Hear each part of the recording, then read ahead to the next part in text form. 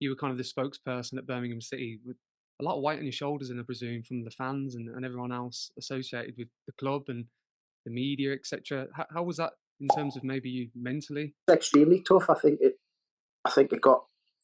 probably took its toll on us more than I thought. Um, and to be honest with you, and I've got no shame in saying this, I, when I was answering the questions, I was probably winging it because I didn't have the answers. No one was telling us anything. And you've got to try and keep the belief for the fans. You don't basically want to say, oh, you know, I couldn't come out and say, for example, oh, I've been told we've got free transfer windows to slash 70% off the wage bill, or we could be in financial trouble. These are things that you cannot really come out and say because you create panic amongst the fans, and I needed them to keep supporting the team, which they've done unbelievable. But I think when I look back on my time now, that took a lot of me, it put a lot of stress on me. That probably took away the thought processes on the football because I was having to deal with a lot of things that I shouldn't, that I never really wanted. I never went into management. I'm a manager who identifies players, but then I let the chief executives or the owners or the chairman of the club then negotiate the contracts. I never got involved in that side. I didn't want to be.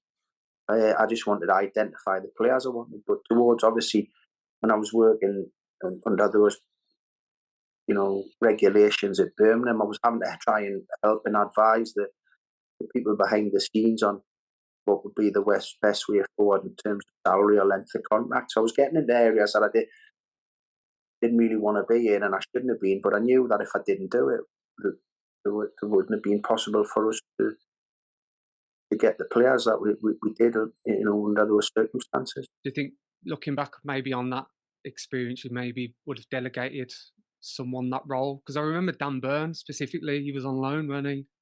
And I think it was January, he had to go back, and there was a situation where transfers were tight in that window. You mentioned obviously then cutting wage budgets. Do you think you would maybe delegate if you could have, looking back on that situation?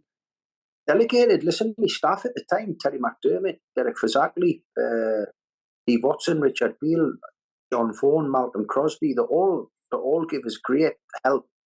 I'm not just, we've done, it was a team, part of a lot of the groundwork for the likes of Dan Byrne, Kyle Bartley, Jesse Lingard, those lads.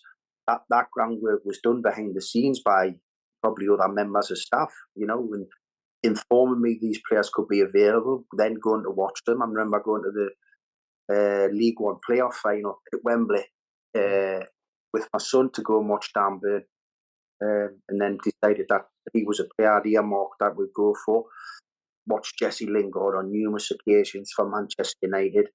Knew about Kyle Bartley from his time up in Scotland in a Swansea. So, and there was a couple of other loans. And I think, I remember we drew with Barnsley in around New Year's Day at St Andrews. And I think we're on a 10-game unbeaten run. We won 5 and drew 5.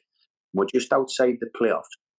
And I took the call off Julia Shelton after the game to say every single one, because you had to, when you signed a player on loan for the season, you still had to give the parent club a week in January where they could make a decision whether they wanted to sell them, bring them back to using their first, or go out on loan somewhere else to say at that time a Premier League club.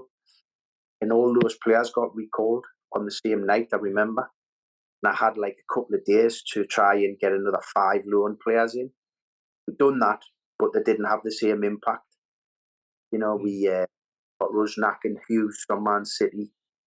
We got Blackett, and it didn't work at all.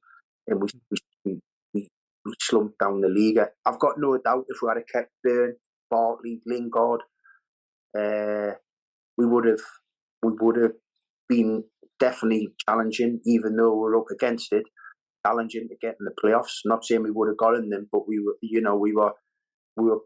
putting some good runs together. We went to Palace, or we had Raval Morrison. We went to Palace and absolutely ripped heads out of them. They got promoted, took them apart and beat them 4-0. So it was tough. But my staff, all the signings that were made great work. As Derek Fazackley was always out watching games. Me and Terry would go together.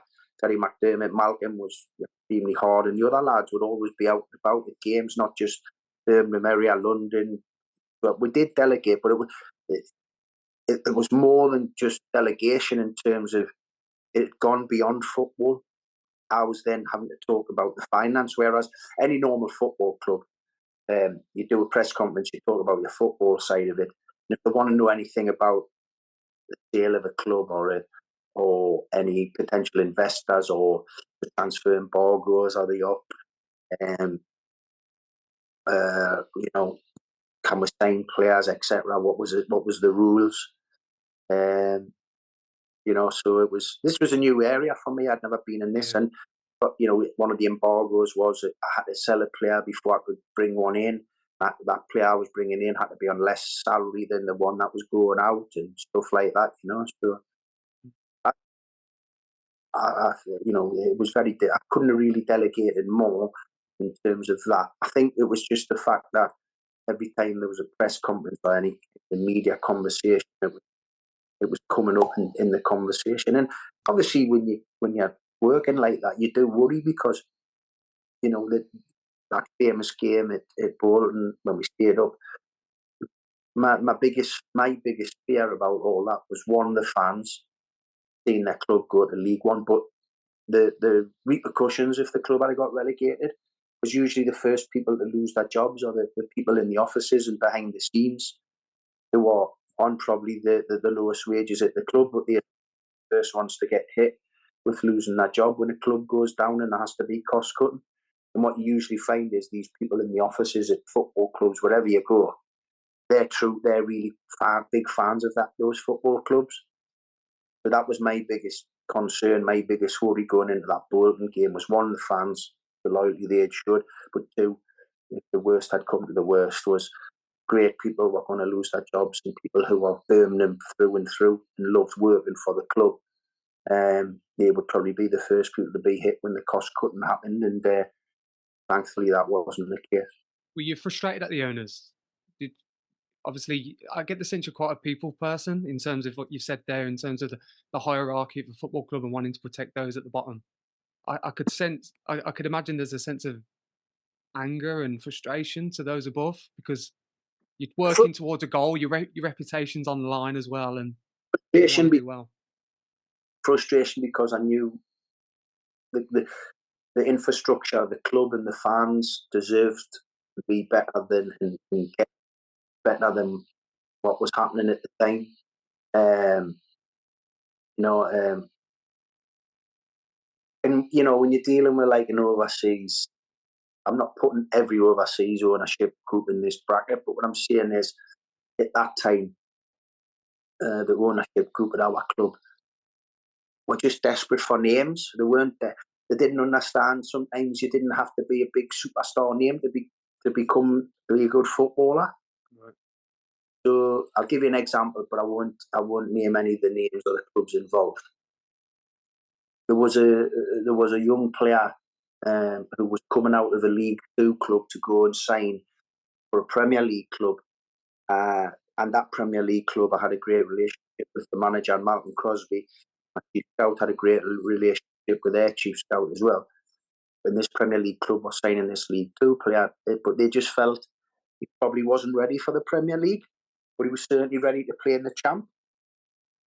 He's now gone on since to being in the Premier League for the last 10 years or so, playing for that club he was signing for, but then another club after that. So and he's proved to be if I said his name, you'd know straight away. But because he wasn't a well-known name, when I went to the board and asked him, and we were actually getting a huge reduction on his salary. We weren't having to pay 100% of his salary. I think we're having to pay about 25 to 30% of his salary. Because when I went to the board and asked and mentioned this player, because he wasn't a name, they just said, "Oh, that the coffers were empty." And then I got a call about an hour later to say that would I like three well-known players from a huge Premier League club, and these three players would have cost far more money than this guy from League Two who I was trying to bring in, but would have caused me massive problems.